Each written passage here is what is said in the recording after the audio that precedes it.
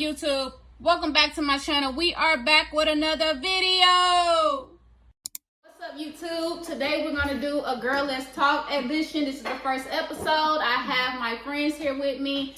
Go ahead and introduce yourself. I'm Darian. You can follow me on Instagram at Darian. And I am Schwana. You can follow me on Instagram, Schwanda_12. All right, so let's go ahead and get started. I have a few questions in our phones. We're all gonna ask separate questions, and we're gonna just give our opinions about it. How do you deal with someone who just wants to F on you? That's a good question. I mean, it's all about setting those intentions from the jump to me. Like, if someone is interested in just doing that, then y'all have an understanding. But let's say y'all didn't set those intentions from the jump and that's all they want to do. You got to handle them accordingly. However, you pretty much want to be respected at that point. I agree. I agree on setting boundaries, because if you don't set boundaries at the beginning, that's when stuff get confused and when it starts turning a little toxic. Yeah. So just set those boundaries, because if you want like a real relationship, let that person know. If you don't, let them know. That way you don't waste each other's time. I agree. It prevents a lot of time from being wasted. And I just feel like, we're grown, so if that's something that, that's what you want to do, then you should say that in the beginning instead of, just leading someone on thinking like it'd be more than that, and that's not, what it is. And they can kind of confuse, each person. Yeah. I definitely agree. And I know y'all see us eating, so this is kind of like a girls talk / mukbang. So that's why we got the Chick-fil-A with us. We're gonna go ahead and go to the next question. My question is, should you stop treating your man like one of your girlfriends? I would say yes. And the reason why I say this, because I'm coming from the single standpoint. So when my friends are telling their boyfriends like the business that I tell them, it's like it needs to be boundary set. Because at the end of the day, I'm friends with you, but I'm not friends with him. Like, we have a cordial relationship because me and you were friends, but at the end of the day, if y'all no longer work, now he knows all my business. I agree, especially for those girls that be like, oh, I tell my man everything. He needs to know everything. No, you don't. Set the boundaries, because, like she said, I'm friends with you, not him.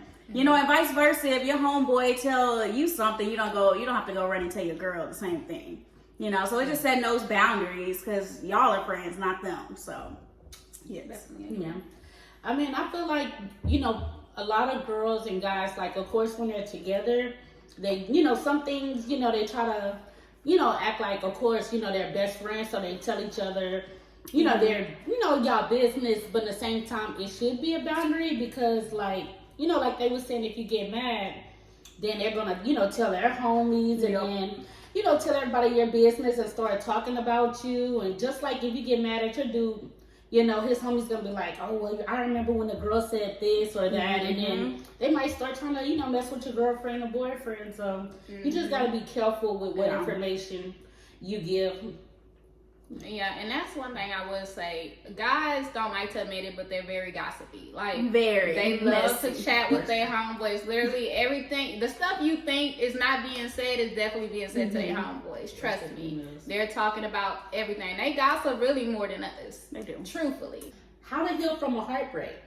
Oh. Truthfully, y'all, I'm not really a relationship girl, so I never really dealt with heartbreak. So I'm gonna let the two relationship people talk about this, because I don't really have too much to say on it, because all I can say is just focus on yourself. Learn how to love yourself and be okay with being by yourself, because I think self-love is very important. So if you just put all your energy into what you're trying to accomplish, you could move on from that heartbreak. It's gonna take some time for certain people. Some people take 2 days, some people take 7, some people take years. It's gonna come eventually. You just have to really put the work in for yourself. Definitely. Something like what Jay said, you just have to find a healthy way to heal, really. I've seen a lot of girls, they lose themselves in that heartbreak from, being unhealthy or just making bad choices from that heartbreak. So just putting yourself first, loving yourself, of course, and then healing in a proper way, pretty much. Don't let that heartbreak overdraw you. I definitely agree. And I just feel like, take your time, when moving on. But, what I do is I just kind of keep busy. Because sometimes when you break up, it actually make you be more focused and, productive, like far as business wise. Don't just go back, if that's not what you want to do. Just, take your time to heal and, before you jump into something else. I definitely agree. I definitely agree on that part because I think, and this happens a lot on the men end because I feel like when they get their heartbreak, the first thing they do is run out and go find another relationship. And they're not realizing that they're hurting the next person just because they're not completely healed. So I definitely agree with Schwana on heal first. Make sure you're completely ready for that next relationship before you jump into it because now you're hurting somebody else just the way that person hurt you. Next question is, have you ever felt like cheating? Oh, that's a good question. Honestly, if you feel like you're getting to a point to where you need to cheat, you really need to communicate with your partner before just doing that. Maybe it's something that they can fix. Maybe it's something y'all both can fix before it even gets to that point. If you do feel like it's getting to that point, please communicate instead of just going off and doing what you want to do because you hurt yourself and you hurt your partner. So I definitely say communicate. That's the biggest, that's key word right there. Communication is the most important thing in a relationship. Trust me. Without that communication, it's like y'all just two strangers living together. If y'all are living together. So I personally never felt like cheating. Unless you just say looking at somebody else's cheating, because that is some people's definition of it. And of course, I have looked at somebody else while in a relationship, but I never felt like cheating because when I'm in a relationship with somebody that I can communicate with, and we have that kind of relationship to where I could tell them if I'm uncomfortable, and then we're working on it together in order to fix what's making me uncomfortable, or vice versa, what's making him uncomfortable. So, like she said, communication is very important. Yeah. I feel like if you gotta cheat, then you shouldn't be with each other, because all that's gonna do is like lead into like a bad situation. I did used to have that mindset where you thought like getting even was okay, but really it puts other people in an odd position. And nowadays people are like killing each other behind it. So you might want to just be careful when messing with other people. If you don't want to be with that person, just tell them, just move on. And if you still want to deal with that person, just like if you're going to talk to someone, let them know, like, hey, I'm still entertaining that person, because, so everybody can have a clear understanding as to what it is versus just leading someone on, they thinking it might be something more than what it is. Yeah, I definitely agree because a lot of people do tend to lead people on, whether it's on accident or purpose, on purpose. But my thing is too, like, if you know you're not ready to settle down, or if you feel like you are ready to leave this relationship, let the other person know, because a lot of people are selfish. And when I say selfish, I mean they're selfish enough to hold on to this person knowing that they don't see a future with this person, and now you're just wasting this person's time.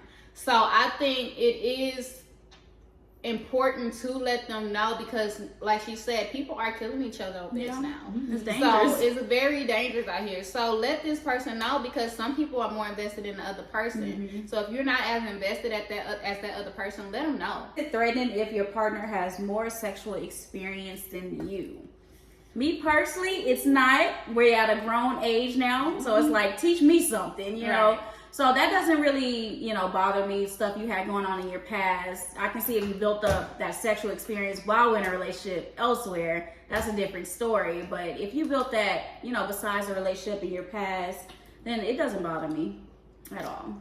For me personally, it doesn't bother me, but I also don't want to know. Like, I don't care about who you was with before me. I really don't. And I know a lot of guys feel comfortable and think it's fun. I mean, not funny, but think it's like manly to sleep with all these women. And truthfully, I don't find that attractive. So that's why it's like, I don't care to know. Please just don't let me know your number, because once you let me know your number, now I'm looking at you differently. So I'm like, please just keep it to yourself. this, that, and the third, because I definitely do not care to know. I always been one of the ones who wanted to know, but then when you tell me and the number be too high, I get a little discouraged because I'm like, dang, you've been with a lot of people. I don't want, you don't want someone who just kind of been for the streets. I mean, but sometimes I want to know at least the person, because I don't want to hang around someone and it's like they've been with the same guy you've been with, because that'll get a little strange. And nowadays people want to be like, oh, we friends, and the whole time they've been with the same person you've been with, and it's just, I feel like that's like awkward. So just kind of tell me, and I just kind of gotta accept it or not. I agree, man. If you know I'm in this girl, it's in a girl phase that you been slept with, you supposed to let me know. Yeah, you are. Like, don't just let me be all friendly in this girl phase. Not saying that we can't eventually be friends, but what I'm saying is don't let me be friendly in this girl phase and not know y'all history. Right. Because now that's going to create problems in our relationship. And that is what I don't want, because I hate to argue. So let's make sure we are being completely honest. And I think vice versa too. Yeah, like, vice versa. I would let him know as well. Like, I feel like guys, especially with that, yeah, I feel like guys care more. They do, because they can be in the other guy's face and knowing that, oh, I slept with your girl. That's very emasculating to me. Yeah. So definitely let your guy know. Vice versa, honestly. I feel like both of y'all should know. Yeah. I think it's one-sided. One-sided? Why do you say that? Because I feel like just say a dude can sit here and say they've been and slept with a lot of females, and that's like acceptable. But with a guy, once you say, hey, I've been with this guy and this guy, they're like, he don't want you no more. She for the streets and stuff like that. So it's like, it is one-sided with that. It's they don't want to double know. standard. Yeah. They don't want to know, but at the same time, they do want to know. So it's like you gotta walk on eggshells with that. Yeah, and I actually recently just looked at this one girl's YouTube video, and she was kind of talking about something like that. She was basically talking about double standards and how but she was talking about it in double standards in the way of like her paying for this man's Uber and a breakfast, and he felt emasculated because he was like, this never happened for me before, this, that, and the third, and she was like, me doing all that did not make him call me the next day. Yeah. Because he felt like I was being an alpha female when I should have been more feminine. So that was her whole argument was about. And I was like, I definitely agree, because a guy asks all the time, like, are you willing to, like, matter of fact, let's go to our next question. How would you feel if a guy asks you to split the check on the first date? I mean, it's acceptable to me. I feel like as a woman, you should come prepared to pay. Honestly, even don't depend on nobody to pay for your tab. But at the same time, it's like whoever initiated that date should pay, in my opinion. But still, as a woman, be prepared to take that check as well too, because you never know. Yeah, and I definitely agree there. And the reason why I brought this question up too, just to kind of go back to what we was talking about with the whole breakfast situation, she was like, he in a sense, like, guys want you to pay, like I guess they ask to test like and see what you're gonna do. Yeah. But at the end of the day, some of them really don't want you to pay. They don't. Like, I think it's just to see, like, are you willing to pay? But I don't know, because I'm confused about it, because I don't mind paying. Yeah. But like you said, like on that first date, like if you're asking me out, I do prefer you to pay. Yeah. And it's also about first impressions. Definitely. So it's like, if you're not willing to pay for this first date, especially if because I'm not sleeping with you with this some men, they want that. Yeah, some men, they want something out of the deal, which is why they do pay as well. So you just gotta, as a woman, like I said, be prepared to pay. When it comes to, I don't mind splitting it. It's just like if you go to the movie theaters. If you pay for the ticket, I'll buy like the snacks. I do believe in everything should sometimes be, split equal, because you don't want a man to feel like you're using them for money, but just vice versa. So it's like, if I can contribute, I will. I would prefer it to be, even because I don't want someone to also feel like they did this for you. And, and you don't kind of, have no say-so on it. So, therefore, I mean, we can always just break even.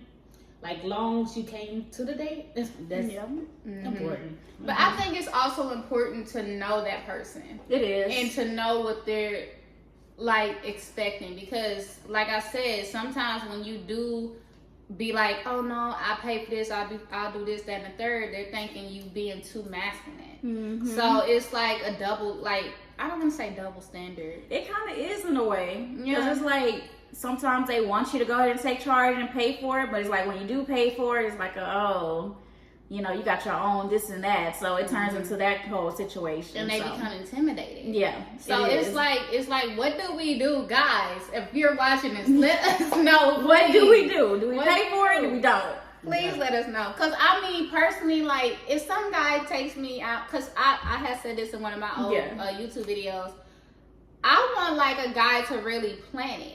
Mm-hmm. Like, if he's asking me to go on this date, Oh, this, yeah, that, to and the third, plan I out want the you date. to plan out the date. Be Because spontaneous. then that next date, I'm doing planning. Right. Like, I think it should be like that when we talk about 50-50 mention match. Mm-hmm. Like, let you do your thing first. Let's have our first impressions. That second date, I'm gonna go all out. I agree. That's just how I look at it.